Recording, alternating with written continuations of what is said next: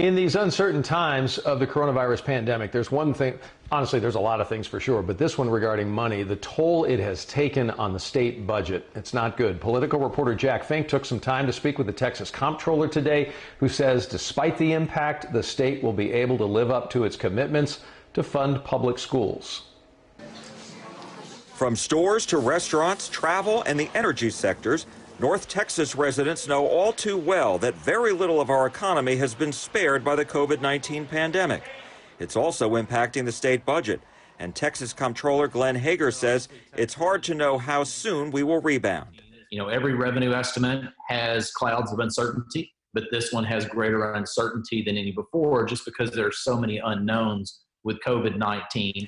Hager announced budget projections this week showing Texas will go from having a nearly $3 billion surplus to a nearly $4.6 billion shortfall by the end of the budget cycle in August 2021. In that same time, he says, the state will have $11.6 billion less in general revenues to spend. And the state's savings account, known as the Rainy Day Fund, will shrink from nearly $9.4 billion to nearly $8.8 billion.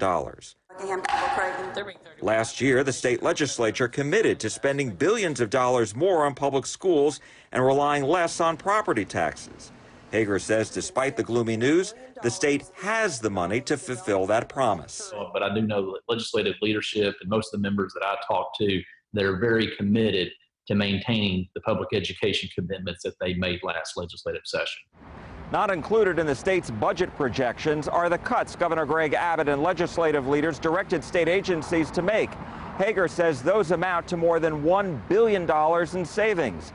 And Congress may still provide Texas and the other states billions of dollars in additional coronavirus relief.